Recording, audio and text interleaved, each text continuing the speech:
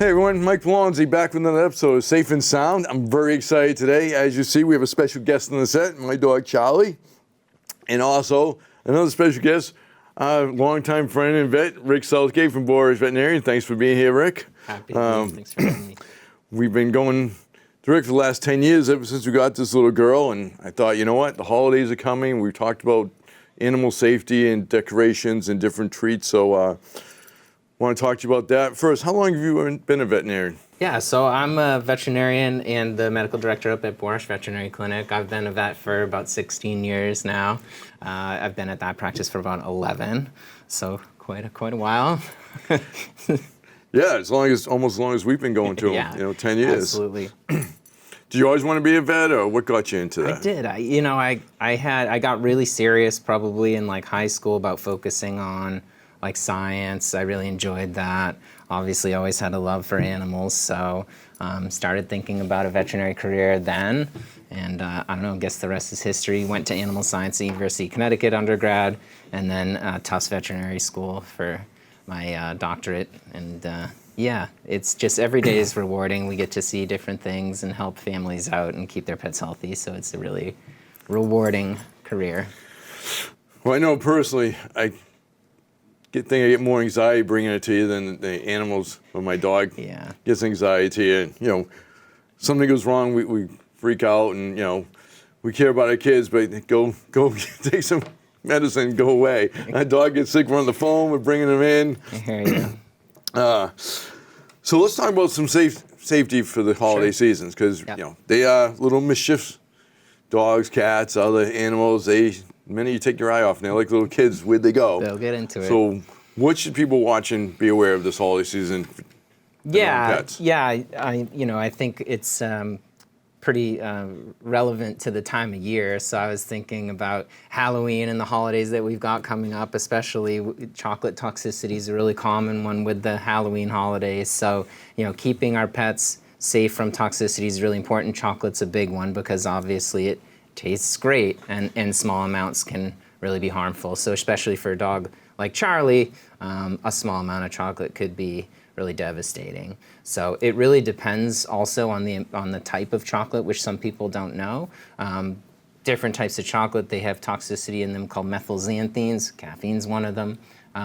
But everything from like milk up to baker's chocolate has different concentration of that. So milk chocolate, not so much of a problem, but then you get to the other end of the spectrum with like bitter baker's chocolate and cocoa powder could be a huge issue. So always important to know like type of chocolate they got into, how much, because we do have some calculators and things that can calculate whether their risk is really high or low, and help owners get through like, do we need to see them immediately, or is this something that we can maybe triage over the phone? And if your veterinary clinic's not open when something like that happens, there is a 24/7 pet poison hotline run by ASPCA, and that we could probably get their number up for you guys. It's that'd be great. Yeah, we'll add that in the show and put that on so there. There's a 1-800 number. They're on staff 24/7, and so they could help troubleshoot an owner through whether they should go to the emergency room or just like triage it at home. Because I remember when we were kids, I'm older than you obviously, but the big thing was we had all the emergency numbers on the refrigerator. Yeah. Remember fire, ambulance, poison control, but we never had anything for our pets. Right. Yeah, it's a great service. We use it a lot, especially for toxicities. I mean, they have a big database of, there's the common things like we see, like chocolate and other things that we see a lot. But there are so many medications out there now on the human side that we don't necessarily know the dosages in animals, and so they have a database of how cases have gone and how to kind of troubleshoot the more rare toxicities if it happens to occur. So we use them quite a bit.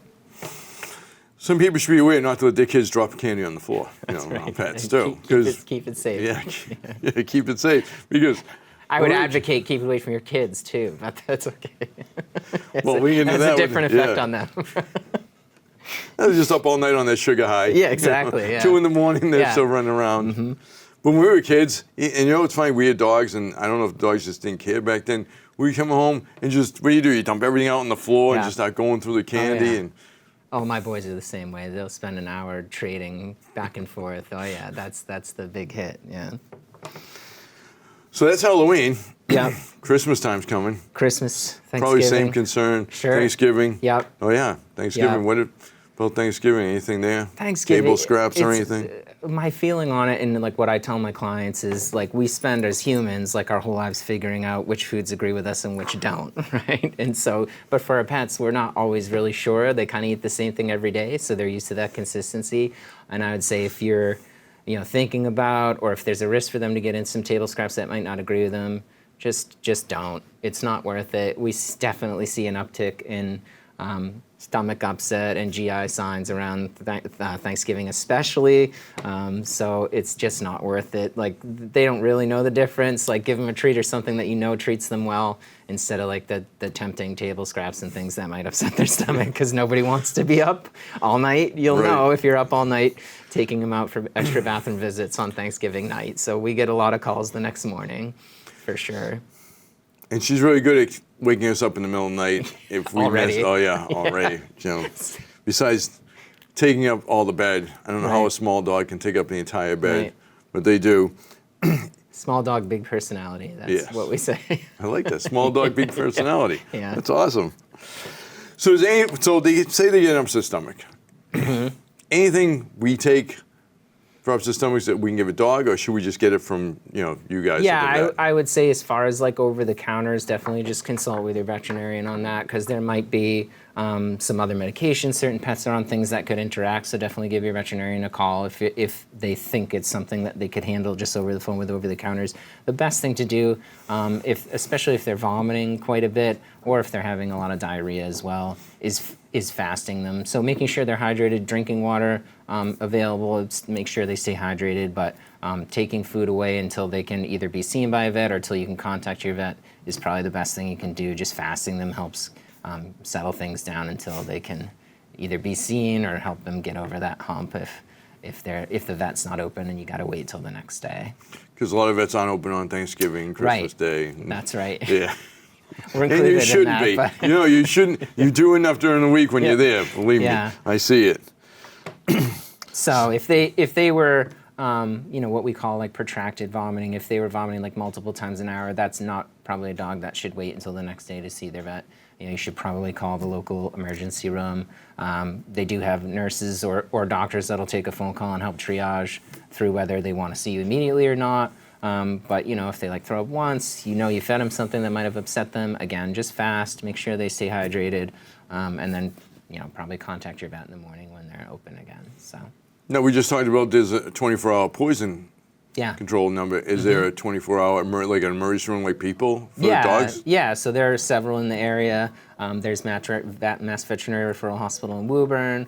There's Blue Pearl in Waltham. Obviously, there's Angel in Boston as well. They're in Jamaica Plains. So a lot of options. There's also a lot of pop-up. There's too many to number, or to list. But there's a lot of urgent care centers too that are available during holiday and off hours that are for animals. Able to handle something like that when your regular veterinarian's closed too. Yeah, so urgent care centers have become something that's popular too in the area. There's a couple in Peabody, and so there should be some availability. Well, that's good to know. Yeah. There's things I never knew, and I've owned a dog my whole life, but That's why I'm here today. Yes, this is great. That's why you're here. Oh, I think Charlie has had it and wants to go. Charlie doesn't want the limelight. She doesn't want the limelight anymore. She doesn't want the limelight? She's walking, she's in, she's almost there. Go ahead, Charlie. You can get her. You're not in the camera. That's fine. Normally, she sits on my lap hours. I can barely go to the bathroom without her coming. I don't know if it's the lights or maybe just me. Maybe she might think I'm gonna sneak an exam in or something. Yeah. It's too bad you had your stethoscope with you and everything. I know. Yeah. Maybe it's too much. I look the part too much. No, that's great. I appreciate you coming in. So how about Christmas decorations and anything like that? I always get concerned about wires with lights and things like that. Yeah. Do you see that? Do they really chew through wires a lot? Absolutely. Yeah. Who knows why? Cats especially. Really? The rubber coated wires, just like the Christmas lights are, or earphone buds. They love that stuff for whatever reason. So, and in cats, those are particularly dangerous. We call them linear foreign bodies. So anything that's like a string or a ribbon, the problem is they start eating it and then they can't pull it out because they've little barbs on their tongue that point the food wants to go in, so they have to swallow that, and it goes down the hatch, and then those like string-like foreign bodies can be a real problem in their intestinal tract and get anchored and stuck and cause obstruction. So that's a big one. But any types of ornaments, like obviously the younger, especially it's a proclivity for younger dogs, so that are going to eat bad stuff anyway, but like all the ornaments, all the glass, all that stuff is fair game for them. So you definitely, I remember like even when my kids were little, but we used the same for our dog when he was younger, it's just getting like a baby gate around the outside of the tree to keep him away from like the low-hanging fruit ornaments. And for cats too especially, right, some of them like to climb the tree, so it's pretty easy to secure it with like a piece of wood strapping or something to a door frame or a window frame and just keep it from being able to tip over and become like a major fire hazard as well. So I love the baby gate around the tree for the dogs. Easy. Easy. Where were you years ago when we had trees and young kids? Just take it out of the equation. Don't even give them the benefit of the doubt. Because if you do, they'll take advantage for sure. Absolutely. Yeah. I love that. All right, let's talk about vaccines. Now, I know, not to get political, 2020 just spewed everyone this anti-vaccine Sure. thing, and I don't know if that filtered over into your profession with animals. I know, like Charlie, very sensitive, like the littlest vaccine you gave her. Remember, you had to give her whatever that medicine was just to counteract the side effects of the vaccine. Yeah. People say, "Oh, I would never do that to my dog," Right. but they should do some things, right? Yeah, Just so basic things. Charlie's a particular case where, and there are some out there where the sensitivity to the vaccine, like we've taken special considerations or measures as far as like, titrating or tailoring her vaccinations to her particular underlying conditions. But for most dogs and cats out there, we have vaccines that we consider like core, meaning every dog and cat out there is at risk of them. They should have them. It's like us getting an MMR and a polio, right? Like those things went away for a reason. Yes. Like we should, as a general rule in herd health, as in public, and you heard them talking about that during COVID, right? Like herd health, so you get the majority of people or pets vaccinated, and then you're eliminating that disease from spreading. So dogs and cats should be vaccinated for core things. So we talk about distemper and rabies. So all cats and dogs should be vaccinated for those things. There are other vaccines, especially for dogs. So lepto and Lyme vaccines and kennel cough vaccines. Are they for every dog? I would say in this part of the country, they're for most, but there are special considerations where like they live in an apartment, they don't go out that much, they're litter box trained, believe it or not. Some dogs are litter box trained, so like their risk for those sorts of things aren't necessarily a problem.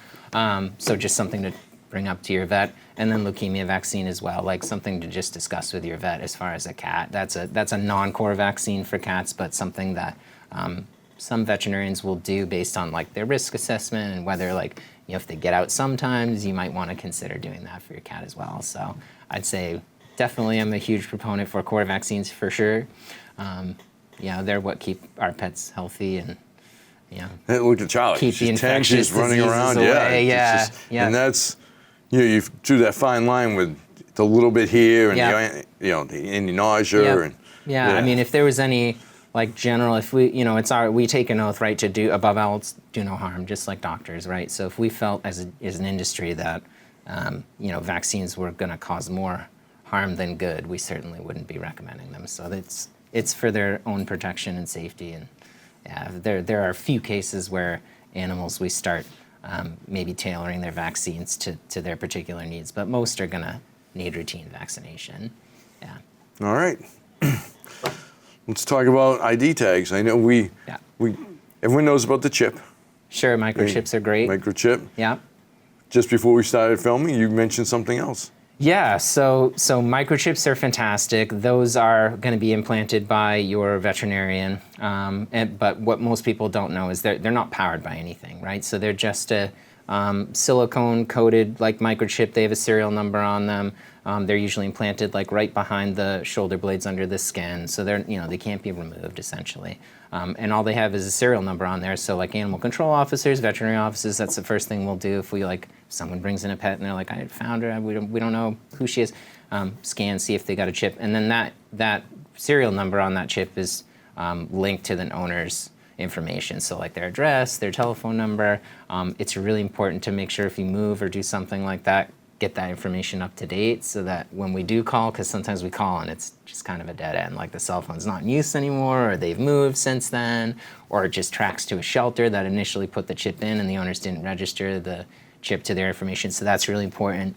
And then more recently, outside of just like ID chips that are kind of implanted, there's a lot of wearable technology, GPS locations. So there's some major players out there. So Whistle, Fi is another one that like you can find these online, but a really cheap way for, especially for Apple phone users, is just an Apple AirTag. Yeah. They're about like $20. You can get them on Amazon, and you can get collars and harnesses where the AirTag just fits kind of seamlessly, or there's like a little slot for it, or they even have some like waterproof casings so that they can get wet. So that's a pretty cheap way to have some GPS location for your pet if they get, God forbid, loose or lost, and you can have a general idea of their vicinity as long as their collar or harness stays on. Yeah. But you're hoping for that. But it's a great way, cheap way to kind of get an idea of where they might be. Yeah, when your dog runs away, it's a the worst horrible feeling. Oh my gosh. We've been through it, and it's just Yeah, luckily I know, and we've lived in Beverly for a long time, so we've been living in Beverly for probably 15 years, but I know there's a advocacy out there, and there's a Facebook page, and Yes. everyone tracks down the pets, and they usually find their homes pretty quickly based on like neighborhood sightings and stuff, so that's another place to reach out. I know there's a lot of great Facebook groups that help people get reunited with their lost pets. It happened to my neighbor 2 Yeah. days ago. Yeah? A neighbor across the street posted her dog ran away Yeah. or got out, and within a day they found him down by the high school. Yep. And it was all because of a Facebook There you go. group. So Yeah. Word gets out fast. yes, Yeah. and I think people get more emotional over that than anything. Oh my God, what if someone's dog is missing? Absolutely. Like, even you see it, even when it comes to court cases. Yeah. Things that have to do with people. A few people show up. A dog issue, place is packed. Yeah. With neighbors, Oh, with friends. absolutely. Like, I'm all there for Yeah. Charlie, and just Yeah. I saw a great tag the other day on one of my pets, just to examine on the person's information on one side, and then the back side of the dog's ID tag. It said, if you're reading this tag, my mom is ugly crying somewhere. I thought that was pretty great. that is good. So, yeah, it's tough. We want to make sure we keep them safe, and if God forbid you're traveling somewhere not familiar with the area, that's a pretty inexpensive way to have a general idea where they might be. Which was going to be my next question about traveling. Mm-hmm. Charlie loves to travel in a car. Okay. I don't know about a plane. Yep. Your thoughts? Obviously not. I mean, bringing the animal with you in the seat. Yeah. What's your thought on that altitude? Have there been any studies on that you know of? Like, is it? I know our ears pop sometimes, but Sure. a new experience for an animal in a plane could be pretty traumatic. Sure, yeah.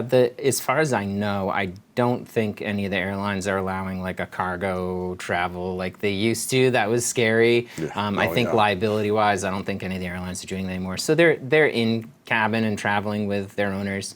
Obviously, it's like a pressurized cabin, temperature controlled. So like it's, they're feeling the same things we are. I don't know of any issues with like altitude. I guess I'd say if they have a diagnosed like middle ear or inner ear problem that you've been dealing with a vet with, maybe check with them before you travel. That might be something they want to address.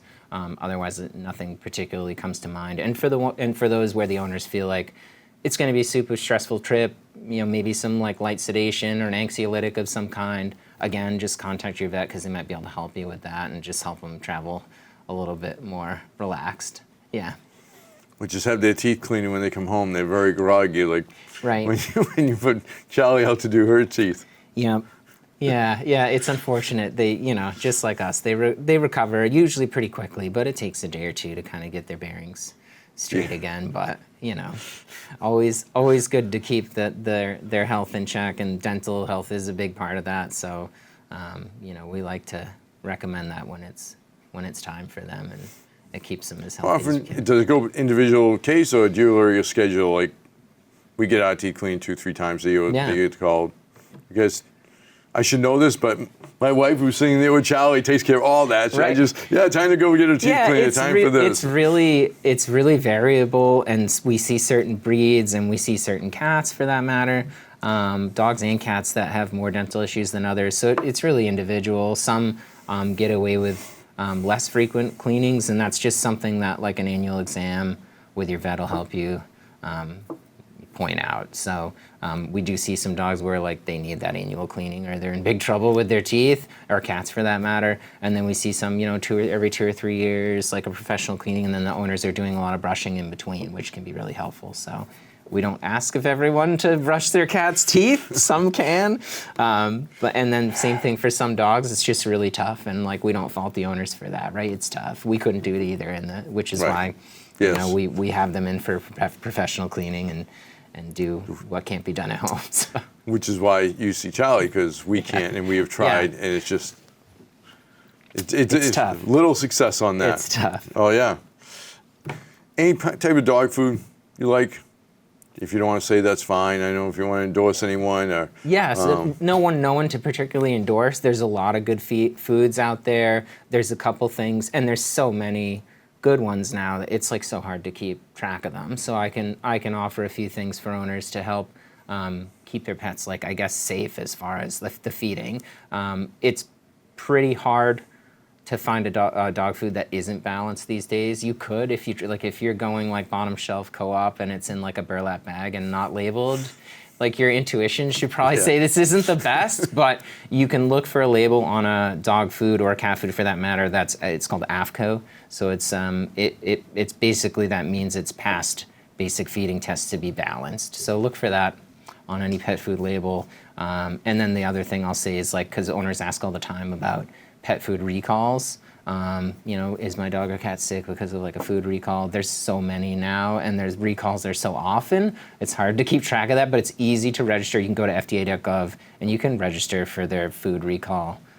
They basically send like email alerts out when there's a recall on any particular food. You can also just look it up anytime too. So if you're worried about like a particular bag of food or something that you got, you can look it up pretty easily, see if it's been recalled for anything. Wow, didn't know about that one either. Yeah. You should write a book. So, you might regret signing up for the alerts. You'll get a lot of them. A lot of recalls are voluntary, so a lot of the food industry and for human health, same thing. They'll recall things voluntarily before there's an issue because there might be one. So it doesn't necessarily mean there is one, but there's a lot of recalls. Like, they happen every day, so it's pretty common. What is the most unique animal you've seen come in? Like, I know you mentioned you've seen exotic animals, but what really sticks out? Like, you're 16 years, you can't believe this came in. What is that? Like that I saw that thing. Gosh, I don't remember if I saw this as a tech or like earlier in my career as a vet, but we had a snake that had eaten some kind of coin. It was like a penny or a nickel or something. So it's pretty obvious on the X-ray.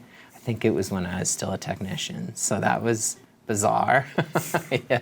We see some bizarre things on X-rays sometimes. Did you have to operate on the snake to get the coin out? I think a vet that I was working with at the time when I was a technician did. Yeah, he worked with exotics. So, yeah.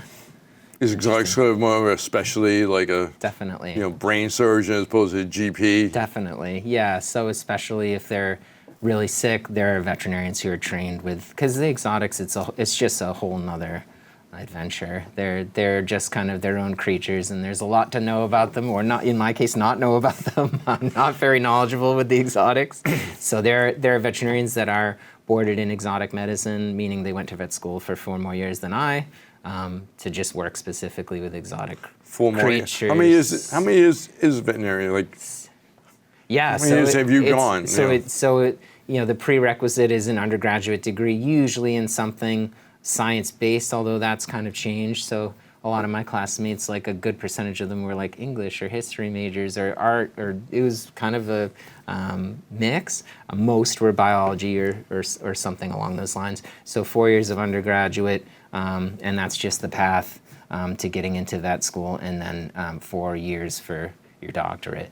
So if you want to go into a specialty, so in veterinary medicine, the way it is now, so unlike human medicine where an internship and a residency is pretty much required, you can either go into practice after you've graduated vet school, or if you want to do cardiology or neurology and do a specialty, you can intern, and then that's a path to residency. So that's usually another 4 years until you've... So 8 to 12 years? Yeah. Wow. Yeah, so... And that's why we call you doctor. This is 8 to 12 years, absolutely. It's a dedication for sure. So, yeah, wasn't my calling, but it's. No, stay right where you are. We need you. You're doing perfect. We do have great specialists out there for just about every discipline that like would exist in human medicine as well. So, yeah. All right. Wow, we are almost out of time. Look at that. Okay. So as I mentioned earlier, I always like to do a tip of the day. Yeah. I'm going to have Dr. Southgate do the tip of the day because he's the expert. So a tip for pet owners, like just a general safety, what should we watch out for as a general rule? Yeah, you asked me about this, so I thought about it. And for me, getting your pet to your veterinarian for their annual exam is hands down like the best tool that we have to find things about their health, come up with a plan if we do find something, discover things, because they can't tell us what's wrong. So we really just need to rely on our hands and eyes and ears to find things. So that annual exam seems like maybe it might not be that important, but it really is, to just find things that are maybe underlying and we can catch them early and come up with a plan to keep them healthy. So get your pets to their vet for their annual exams. Really, really important. All right. Well, awesome. Appreciate that. Yeah. Okay. Well, a lot of information. Yeah. Learned a lot. Great. We'll be putting some things up on the credits. Awesome. This services you talked to, especially the poison control, I think it's really important. Absolutely. Can I do a shout out? You can absolutely do a shout out. It happens to be Veterinary Technician Week, so I wanted to give a shout out to all the veterinary nurses out there who are awesome. They do the hard. I would argue they do the hard work in the hospital every day. So for all the veterinary nurses out there, there are vets that love and appreciate you and what you do, especially to my awesome crew at Borash Vet. They're the best. So. Excellent. I didn't even know that. I didn't even plan that, but I'm glad that this happened this week because it took a lot getting our schedules together. Yeah. All right. And of course, I'm going to give a shout out to Chris Harvey and Michelle Lopez, who's on vacation. I couldn't do all this without the two women over there behind the scenes. My lovely wife, Lisa, and although Charlie didn't really dig the set, we had fun having her. All right. Well, thank you very much. I'll see you next time. Keep those pets safe. Thank you.